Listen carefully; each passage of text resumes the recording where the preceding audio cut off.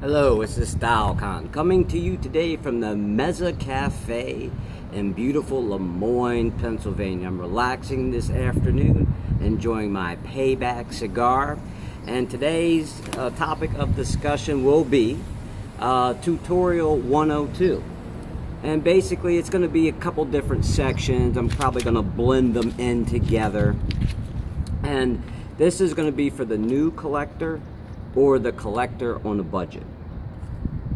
With that being said, if you are new into collecting watches, I would start off with something basic. You don't want it to turn into something expensive. Now, if you just want to buy one Rolex, I know a lot of gentlemen, especially in the cigar club I'm in, and some of the cigar shops I go to, they just have one Rolex. That's it. If that's all you want to buy, nothing wrong with it, if that's what you want to do. But if you want to get into wrist watches as a hobby, I would start off with something that's not very expensive. And the reason why I say this is I just got a guitar for Christmas about a year ago. And a very expensive very expensive guitar. And I took some lessons. I'm thinking I'm really going to be into this, I'm going to love it, and guess what? It turns into being a very expensive coat rack. So needless to say, if you're thinking about collecting but you're not sure if you got that watch bug, start off with something that's not going to break the bank. But I do recommend certain brands because you might be able to resell some of these watches either on Craigslist, a friend, or even possibly eBay. And I'll give those towards the end of the video, which brands I would recommend for a novice to check out, or somebody that just might want to buy one watch. Now, if your budget is more than this video, you might want to wait for maybe another video or two down the line. I'll get into more expensive watches in the process.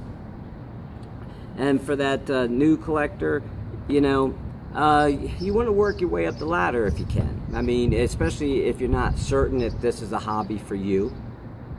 Start off with something basic, then work your way up. And if you buy some of the brands that I'm going to mention, you'll probably get some resale value. So if you don't want to keep it, you want to trade it or possibly sell it. And some of these brands you can't trade unless you're going to trade it with someone you know. And with that, on that note, if you have people that that might be interested in watches, when I got my start, I got my first Jazz, and then I got a Seiko, and then I went up to a LaSalle. I would sell some of my watches to my friends. That money that I would get back from them, I would use to purchase the new watches. So, I mean, that's another avenue. Obviously, you have Craigslist, you have eBay, but eBay charges some crazy fees. Then PayPal, if you're going to use them, they charge even more fees on top of that, so you're going to cut into your profit. But Craigslist, a friend, or if you just want to keep it and say, hey, look, this is my evolution through the world of watches. This is my first, my middle, and my last. I mean, me personally, I have no sentimental value to pretty much any watch that I own. I mean, everything has a price. Even though this is my favorite watch, my Panerai, if you offer me the right amount of money, I would more than likely sell it to you, but you'd have to come up with the right amount of money. And I have box and papers and everything else. And with that, I think like the person that works their way up is probably going to be the person that appreciates the watches the most. I mean, I know I appreciate everything that I own, even though, or because say if you're new or if you just want to buy one, you say, okay, I got my Rolex, I'm happy with it, you're going to take care of it forever. But to me, since I worked my way up, just like anything in life, struggling to buy your first home, struggling to buy your first car, whatever it is, and if you saved up to get your own money to do all these things, I would assume you're going to be like me, and you're going to have a better appreciation. I have an appreciation for my house. I have an appreciation for my car. I have an appreciation for my watches because I've worked for everything, and nobody gave me anything. I worked my way through college. I had no debt once I graduated, but I worked all kinds of jobs just to make sure I wouldn't have any debt, and I appreciated school. So, needless to say, to me, that's the best type of collector, and that's the kind of collector you want to be, someone that's going to appreciate what you have. And then on that note, I'm going to get into some of the brands that I think are good, for a beginner.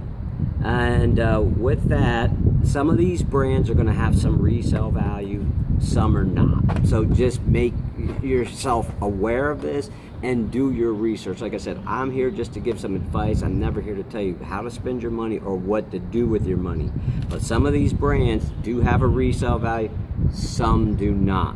So do your research. I would highly recommend eBay, see what they're selling for, you know, in the pre-owned market, and then make up your mind on what you want to go from there.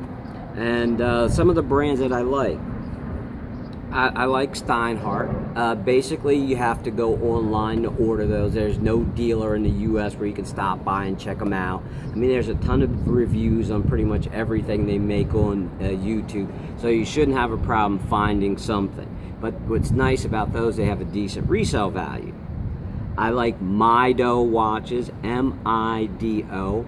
What I like is they're not very expensive watches. It's a part of the Swatch group. The movements are typically made by Swatch for them, and a lot of their movements are COSC certified, and they're not expensive watches. And some of them do have decent resale value, but once again, check eBay.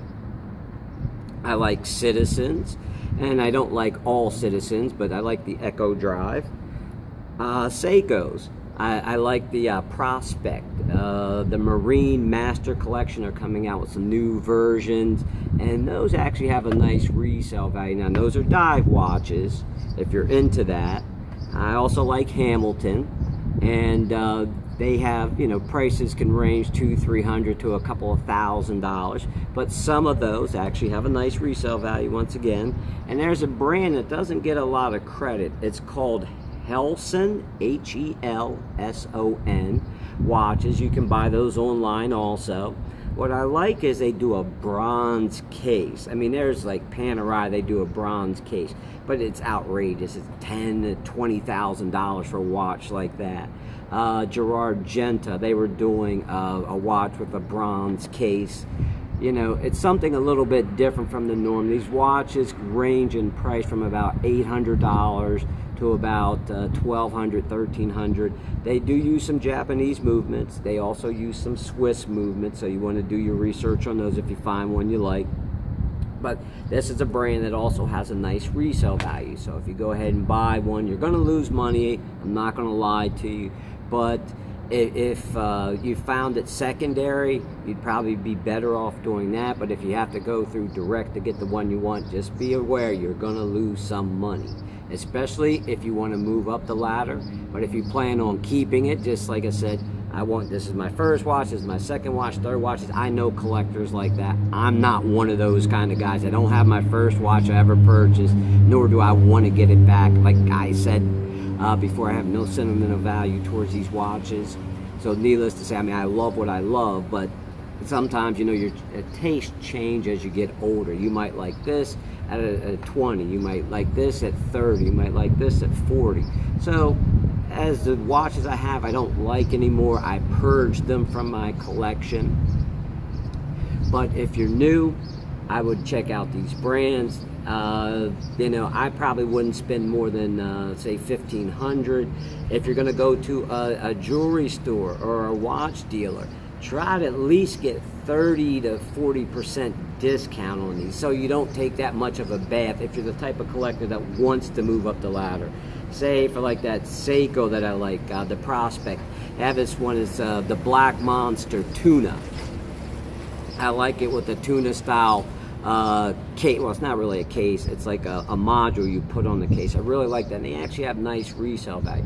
But the more discount that you can get, the better you'll be off in the long run if you ever decided you wanted to get rid of any of these watches.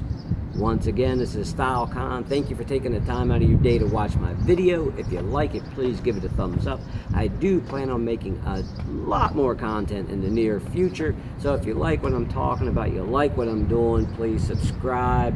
And as usual, I'll see you in the next video.